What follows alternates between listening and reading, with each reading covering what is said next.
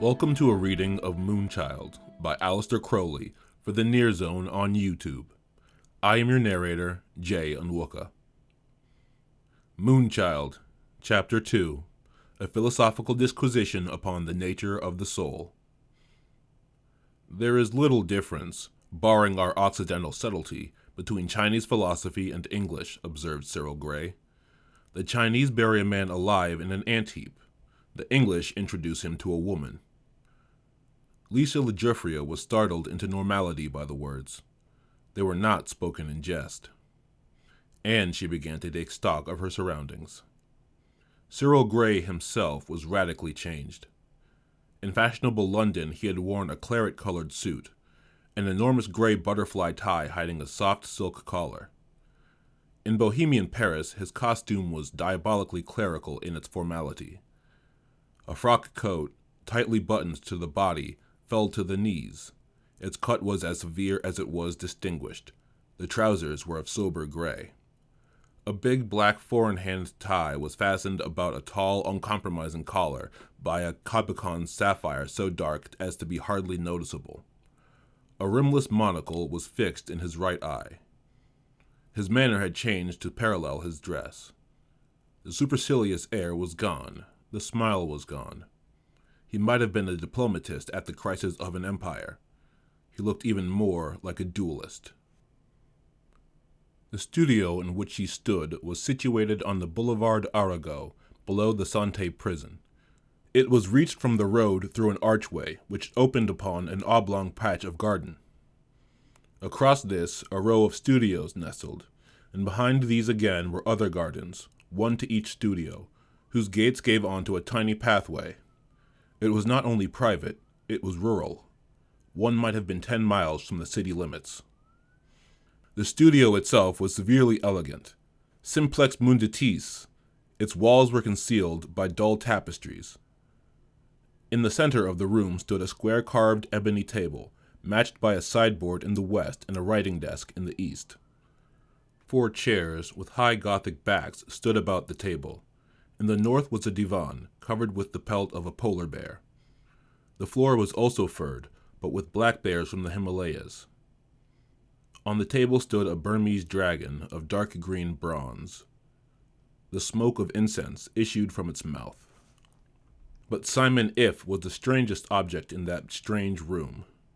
She had heard of him, of course. He was known for his writings on mysticism and had long borne the reputation of a crank. But in the last few years, he had chosen to use his abilities in ways intelligible to the average man.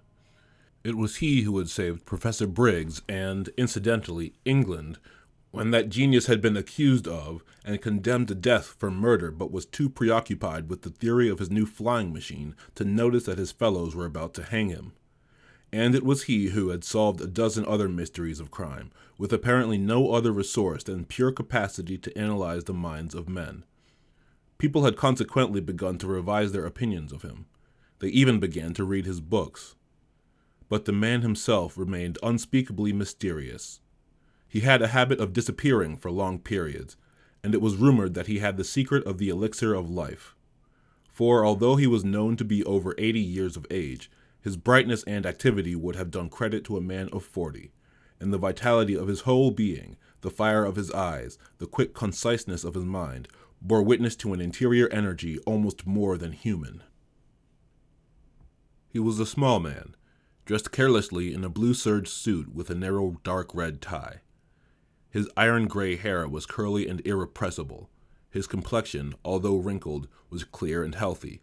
His small mouth was a moving wreath of smiles, and his whole being radiated an intense and contagious happiness. His greeting to Lisa had been more than cordial. At Cyril's remark, he took her friendlily by the arm and sat her down on the divan. "I'm sure you smoke," he said. "Never mind, Cyril. Try one of these. They come from the Khedive's own man." He extracted an immense cigar case from his pocket. One side was full of long partagas, the other of cigarettes. "These are musk-scented, the dark ones. The yellowish kind are ambergris, and the thin white ones are scented with attar of roses." Lisa hesitated. Then she chose the ambergris. The old man laughed happily. Just the right choice. The middle way. Now I know we're going to be friends. He lit her cigarette and his own cigar. I know what is in your mind, my dear young lady. You are thinking that two's company and three's none, and I agree. But we are going to put that right by asking Brother Cyril to study his Kabbalah for a little. For before leaving him in the ant-heap, he has really a shocking turn of mind. I want a little chat with you. You see, you are one of us now, my dear. I don't understand, uttered the girl, rather angrily, as Cyril obediently went to his desk, pulled a large square volume out of it, and became immediately engrossed.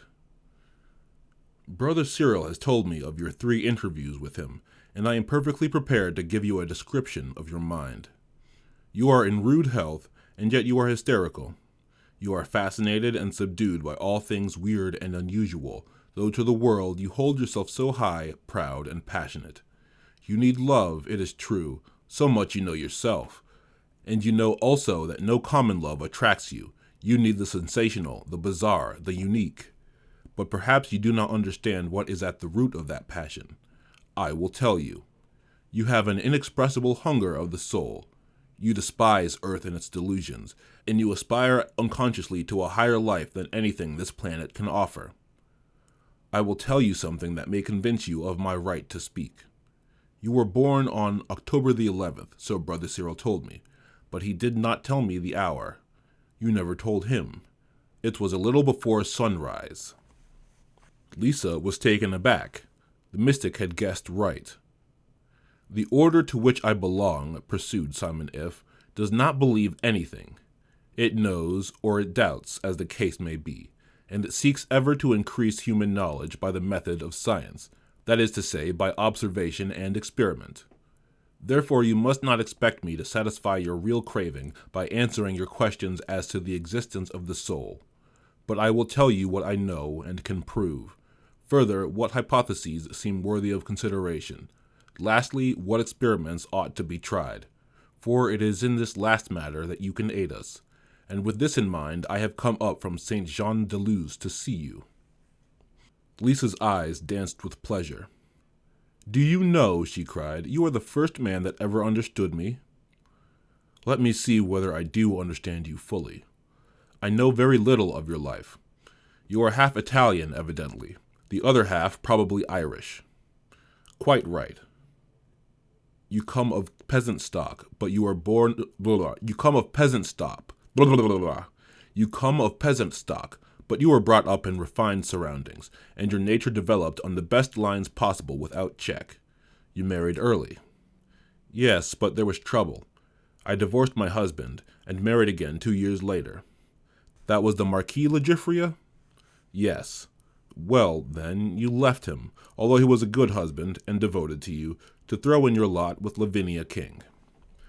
I have lived with her for 5 years, almost to a month. Then why? I used to know her pretty well myself. She was, even in those days, heartless and mercenary. She was a sponger, the worst type of courtesan. She was an and she was an intolerable poseuse. Every word of hers must have disgusted you, yet you stick closer to her than a brother. That's all true, but she's a sublime genius, the greatest artist the world has ever seen. She has a genius, distinguished Simon If. Her dancing is a species of angelic possession, if I may coin a phrase. She comes off the stage from an interpretation of the subtlest and most spiritual music of Chopin or Tchaikovsky, and forthwith proceeds to scold, to wheedle, or to blackmail. Can you explain that reasonably by talking of 2 sides to her character? It is nonsense to do so. The only analogy is that of a noble thinker and his stupid, dishonest, and immoral secretary. The dictation is taken down correctly and given to the world. The last person to be enlightened by it is the secretary himself. So, I take it, is the case with all genius. Only in many cases the man is in more or less conscious harmony with his genius and strives eternally to make himself a worthier instrument for his master's touch. The clever man, so-called, the man of talent, shuts out his genius by setting up his conscious will as a positive entity. The true man of genius deliberately subordinates himself, reduces himself to a negative, and allows his genius to play through him as it will. We all know how stupid we are when we try to do things. Seek to make any other muscle work as consistently as your heart does without your silly interference. You cannot keep it up for 48 hours. I forget what the record is, but it's not much over 24. All this, which is truth ascertained and certain, lies at the base of the Taoistic doctrine of non-action, the plan of a doing everything by seeming to do nothing. Yield yourself utterly to the will of heaven, and you become the omnipotent instrument of that will. Most systems of mysticism have a similar doctrine, but that it is true in action is only properly expressed by the Chinese. Nothing that any man can do will improve that genius, but the genius needs his mind, and he can broaden that mind, fertilize it with knowledge of all kinds, improve its powers of expression, supply the genius, in short, with an orchestra instead of a tin whistle. All our little great men, our one-poem poets, our one-picture painters, have merely failed to perfect themselves as instruments. The genius who wrote The Ancient Mariner is no less sublime than he who wrote The Tempest, but Coleridge had some incapacity to catch and express the thoughts of his genius. Was ever such wooden stuff as his conscious work? While Shakespeare had the knack of acquiring the knowledge necessary to the expression of every conceivable harmony, and his technique was sufficiently fluent to transcribe with ease. Thus we have two equal angels, one with a good secretary, the other with a bad one. I think this is the only explanation of genius. In the extreme case of Lavinia King, it stands out as the one thing thinkable. Lisa LaGiffria listened with constantly growing surprise and enthusiasm. I don't say, went on the mystic, that the genius and his artist are not inseparably connected. It may be a little more closely than the horse and his rider. But there is at least a distinction to be drawn. And here is a point for you to consider. The genius appears to have all knowledge, all illumination, and to be limited merely by the powers of his medium's mind. Even this is not always a bar. How often do we see a writer gasp at his own work? "I never knew that," he cries, amazed, although only a minute previously he has written it down in plain English. In short, the genius appears to be a being of another plane, a soul of light and immortality.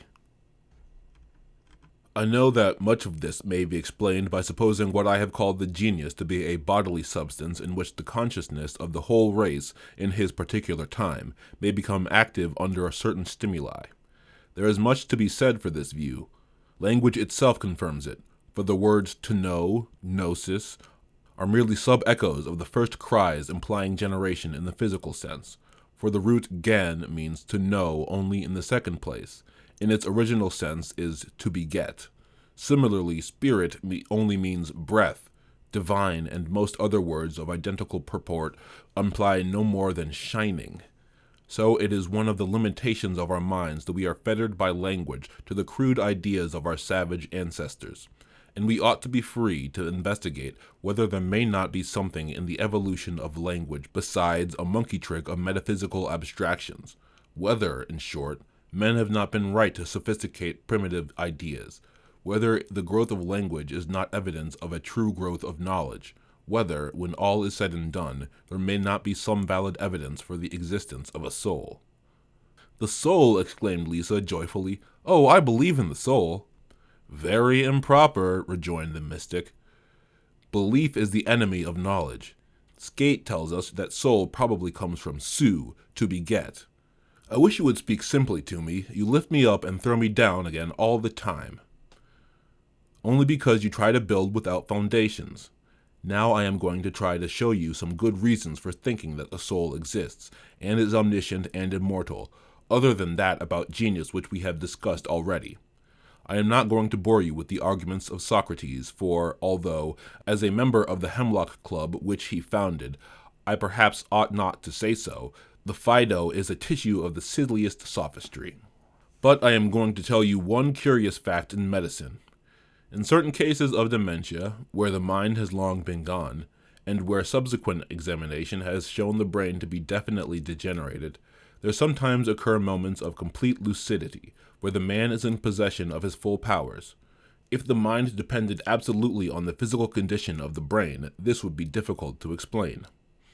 Science, too, is beginning to discover that in various abnormal circumstances, totally different personalities may chase each other through a single body. Do you know what is the great difficulty with regard to spiritualism? It is that of proving the identity of the dead man. In practice, since we have lost the sense of smell on which dogs, for instance, principally rely, we judge that a man is himself either by anthropometric methods, which have nothing to do with the mind or the personality, or by the sound of the voice, or by the handwriting, or by the contents of the mind. In the case of a dead man, only the last method is available. And here we are tossed on a dilemma. Either the spirit says something which he is known to have known during his life, or something else. In the first case, somebody else must have known it, and may conceivably have informed the medium. In the second case, it is rather disproof than proof of the identity. Various plans have been proposed to avoid this difficulty, notably the device of the sealed letter to be opened a year after death. Any medium divulging the contents before that date receives the felicitations of her critics. So far, no one has succeeded, though success would mean many thousands of pounds in the medium's pocket. But even if it happened, proof of survival would still be lacking. Clairvoyance, telepathy, guesswork. There are plenty of alternative explanations. Then there is the elaborate method of cross-correspondences. I won't bore you with that. Brother Cyril will have plenty of time to talk to you at Naples. Lisa sat up with a shock. Despite her interest in the subject, her brain had tired. The last words galvanized her. I shall explain after lunch, continued the mystic, lighting a third partaga. Meanwhile, I have wandered slightly from the subject, as you were too polite to remark. I was going to show you how a soul with a weak hold on its tenant could be expelled by another. How, indeed, half a dozen personalities could take turns to live in one body. That they are real, independent souls is shown by the fact that not only do the contents of the mind differ, which might conceivably be a fake, but their handwritings, their voices, and that in their ways which are quite beyond anything we know in the way of conscious simulation, or even possible simulation. These personalities are constant quantities. They depart and return unchanged. It is then sure that they do not exist merely by manifestation. They need no body for existence. You are coming back to the theory of possession, like the Gadarene swine, cried Lisa, delighted. She could hardly say why. Cyril Gray interrupted the conversation for the first time. He swung round in his armchair and deliberately cleared his throat while he refixed his eyeglass. In these days, he observed, when devils enter into swine, they do not rush violently down a steep place. They call themselves moral reformers and vote the prohibition ticket. He shut up with a snap, swung his chair round again, and returned to the study of his big square book. I hope you realize, remarked Simon If, what you have let yourself in for? Lisa blushed laughingly. You have set me at my ease. I should certainly never know how to talk to him. Always talk, observed Cyril Gray, without looking up. Words, words, words. It's an awful thing to be Hamlet when Ophelia takes after Polonius. She wants to know how to talk to me, and I want to teach her to be silent, even as the friend of Catullus turned his uncle into a statue of Harpocrates. Oh yes, I know Harpocrates, the Egyptian god of silence, gushed the Irish-Italian girl. Simon If gave her a significant glance, and she was wise enough to take it. There are subjects which it is better to drop. You know, Mr. If, said Lisa to lighten the sudden tension, I've been most fearfully interested in all you have said, and I think I have understood quite a part of it, but I don't see the practical application. Do you want me to get messages from the mighty dead? Just at present, said the mystic, I want you to digest what you have heard, in the déjeuner which Brother Cyril is about to offer us. After that, we shall feel better able to cope with the problems of the fourth dimension. Dear me, and poor little Lisa has to do all that before she learns the reason of your leaving St. Jean de Luz? All that, and the whole story of the homunculus. Whatever is that? After lunch. But, as it turned out, it was a very long while before lunch. The bell of the studio rang brusquely. Cyril Gray went to the door, and once again Lisa had the impression of a duelist. No, it was a sentinel that stood there. Her vivid power of visualization put a spear in his hand. It was his own studio, but he announced his visitors as if he had been a butler. Akbar Pasha and Countess Helena Motik. Simon If sprang to the door. It was not his studio, but he welcomed the visitors with both hands outstretched. "Since you have crossed our threshold," he cried, "I am sure you will stay to déjeuner." The visitors murmured a polite acceptance. Cyril Gray was frowning formidably. It was evident that he knew and detested his guests, that he feared their coming, that he suspected, who could say what? He acquiesced instantly in his master's words, yet if silence ever spoke, this was the moment when it beggared curses. He had not given his hand to his guests. Simon If did so, but he did it in such a way that each of them was obliged to take a hand at the same moment as the other.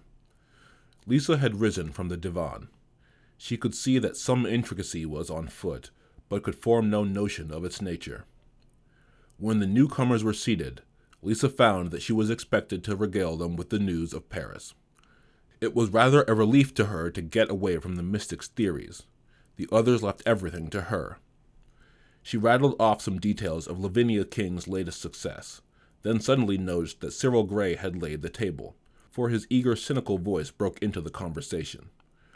"I was there," he said. "I liked the first number. The Dying Grandpa's fantasy in B-flat was extraordinarily realistic. I didn't care so much for the misadventures of a pat of butter sonata. But the Tchaikovsky symphony was best. That was atmosphere. It put me right back among the old familiar scenes. I thought I was somewhere on the Southeastern Railway waiting for a train." Lisa flamed indignation. "She's the most wonderful dancer in the world." "Yes, she is that," said her lover, with affected heavy sadness. "Wonderful. My father used to say, too, that she used even to dance well when she was 40. The nostrils of Legefria dilated. She understood that it was a monster that had carried her away, and she made ready for a last battle. But Simon If announced the meal. "Pray you, be seated," he said. "Unfortunately, today is a fast day with us. We have but some salt fish with our bread and wine." Lisa wondered what kind of fast day it might be. It was certainly not Friday. The Pasha made a wry face. "Ah," said If, as if he had just remembered it, "but we have some caviar." The Pasha refused coldly. "I do not really want déjeuner," he said. "I only came to ask whether you would care for a séance with the Countess." "Delighted, delighted," cried If, and again Lisa understood that he was on the alert, that he had sensed some deadly yet invisible peril, that he loathed the visitors, and yet would be careful to do everything that they suggested. Already she had a sort of intuition of the nature of the way of the Tao.